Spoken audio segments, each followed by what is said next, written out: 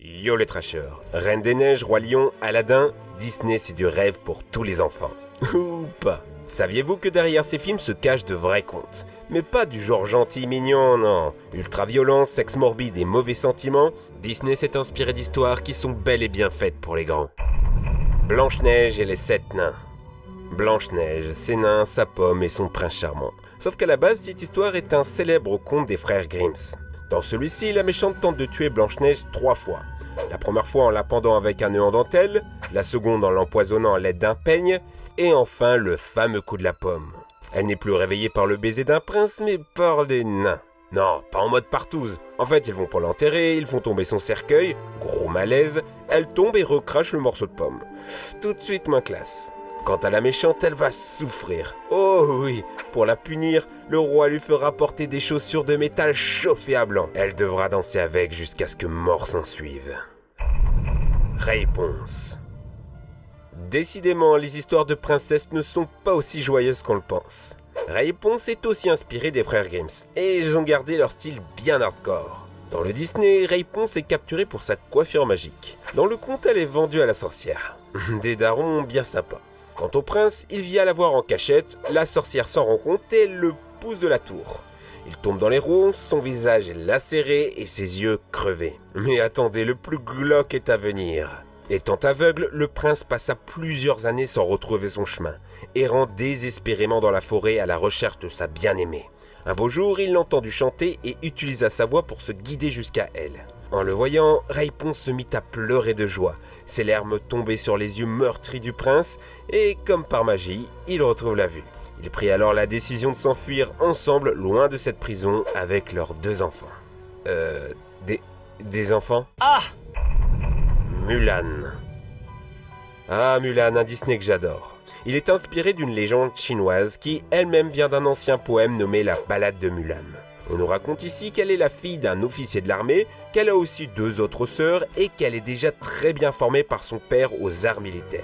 On apprend même qu'elle part à la guerre avec l'accord de son père et non dans son dos comme dans le dessin animé. Elle y passa 12 ans en cachant sa féminité.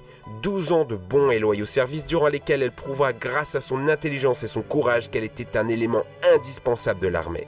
Elle s'illustre tellement sur le champ de bataille que l'empereur en personne vient lui offrir le grade de ministre. Mulan nous prouve qu'une femme est l'égale d'un homme et peut même le surpasser. Tout est bien qui finit bien. Si seulement. Mais notre histoire ne s'arrête pas là. Mulan refuse et demande comme seule récompense un cheval pour rentrer chez elle, laissant derrière elle gloire et fortune. Évidemment, avant de partir, elle prend soin de faire comprendre à tout le monde qu'elle est une femme. Mais petit problème, l'empereur, séduit par sa beauté et son audace, se mit à la courtiser. Et ce, de manière plutôt lourde. Mulan refusa toutes ses avances pendant un bon moment, mais l'empereur était acharné, à tel point que Mulan tomba en dépression et finit par se suicider. Pocahontas. Pocahontas, de son vrai nom Matoaka, apparaît dans l'autobiographie du véritable John Smith, qui est un vrai mec qui a existé. Et ce dernier nous raconte son aventure dans le Nouveau Monde. Les 2 histoires sont plutôt semblables, à quelques exceptions près. La grosse différence, c'est la relation entre eux. Si dans le Disney on leur prête une relation amoureuse, John avait 27 ans et Pocahontas 12. John Smith nous dira dans ses lettres qu'elle l'aimait, qu'elle l'aidait, qu'elle luttait contre sa tribu qui voulait la mort des colons. La réalité historique, c'était qu'elle était prisonnière des colons. Elle fut mariée de force et fut amenée en Angleterre où elle décédera dans d'atroces souffrances, laissant derrière elle un fils âgé de 2 ans. Peter Pan. Là aussi on s'attaque à un gros morceau. Peter Pan tel qu'il a été écrit par James Matthew Barrie. Et c'est bien malsain. Même si dans le dessin animé la trame de l'histoire reste la même, le diable se cache dans les détails. Peter Pan n'est pas simplement quelqu'un qui refuse de grandir, non. Il souffre de sérieux problèmes mentaux. C'est un enfant abandonné par sa mère qui ne veut pas grandir, qui amène des enfants dans son monde imaginaire avant de les tuer quand ils deviennent trop vieux. Cette version horrifique de l'histoire est en quelque sorte une métaphore de la vie de l'auteur lui-même. Barry a perdu son grand frère dans un accident de patin à glace lorsqu'ils étaient enfants et sa mère sombra dans la folie, le délaissant totalement. Pour se protéger du drame qui l'entourait, il se referma sur lui-même et resta un enfant dans sa tête afin de moins souffrir. Ironiquement, le protagoniste de sa pièce donna le nom à sa maladie, le syndrome de Peter Pan. La Belle au bois dormant. Je sens que celui-là, vous allez l'adorer. La Belle au bois dormant, selon le code de Giambattista Basile, commence de la même façon que le film de Disney. La princesse est victime d'un empoisonnement qui la plonge dans un profond sommeil. Un beau et valeureux prince arrive alors pour la réveiller d'un baiser d'amour. Sauf qu'après, il la viole. Ce n'est que 9 mois plus tard que la Belle se réveille après avoir accouché. Les enfants sortent tout seuls, vont téter le sein et l'un d'entre eux sucera le doigt de la princesse, lui retirant l'épine empoisonnée. Bon, un peu gore, mais ça se termine bien. Elle est réveillée, elle a des enfants et un prince comme mari.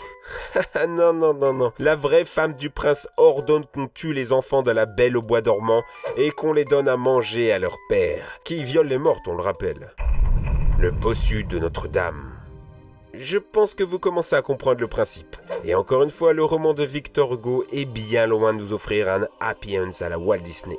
Pour rappel, dans le film, l'histoire se conclut avec le baiser entre Esmeralda et le capitaine. Quasimodo se fait friendzone, d'accord, c'est pas cool pour lui, mais au moins, pas de mort. Enfin, sauf Frollo, mais comme c'est le méchant, on s'en fout. Pour ce qui est du livre, c'est loin d'être la joie. Esmeralda finit pendue. Quasimodo vole le cadavre en décomposition, l'emmène dans les caves de Paris et se laisse mourir en la serrant dans ses bras. Et si ça se trouve, il est pas mort vierge du coup. Enfin, je crois. Cendrillon.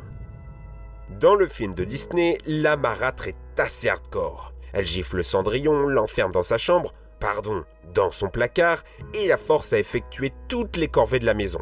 Mais ce n'est rien comparé à la version d'origine des frères Grimms. Vous vous souvenez sûrement de la scène où le prince fait essayer la pantoufle de verre à toutes les jeunes filles du royaume. Dans le Disney, les sœurs de Cendrillon essayent, sans succès, de rentrer leurs pieds dans la chaussure.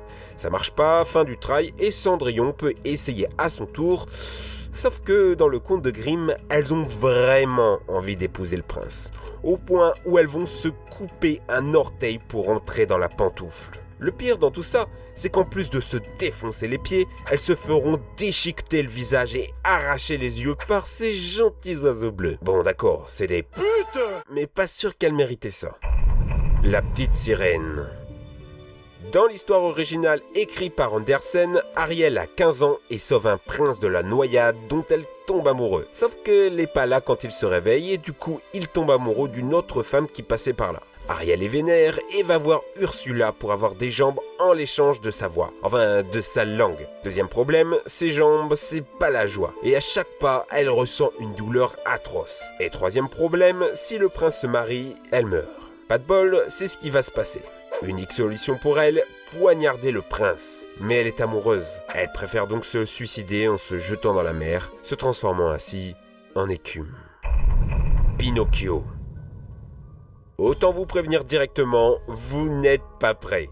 Laissez-moi vous dire que l'histoire d'origine telle qu'elle a été écrite par Carlo Collodi est de loin la pire de toutes. C'en est fini de l'adorable pantin de bois gentil et innocent. Ici, Pinocchio est une vraie tête à claque. Par exemple, la première chose qu'il fera en prenant vie, c'est de se moquer du physique de Geppetto. Pire, il va tuer Jiminy Cricket dans les premières pages du bouquin. Et Geppetto, attends, c'est pas un bon gars non plus, hein. Alcoolique et maltraitant les enfants. Il se fera arrêter et c'est à partir de ce moment-là que la descente aux enfers commence. Pinocchio sera brûlé, battu, humilié et même poignardé. La cerise sur le gâteau, l'histoire se conclut sur une terrible morale. Pinocchio trouve la mort, pendu par ses pires ennemis, comme preuve ultime qu'un enfant ne doit jamais désobéir. On vous a prévenu, les Disney qui nous ont fait rêver pendant notre enfance recèlent de terribles secrets. Au final, c'est pas plus mal qu'ils aient pris la décision de les arranger pour qu'ils deviennent tout public. La violence n'apportait rien à la morale de l'histoire. Bon, entre nous, montrez à vos amis le vrai visage de Disney s'il vous plaît. Traumatisons-les ensemble. J'ai fait cette vidéo pour ça. N'hésitez pas à la partager.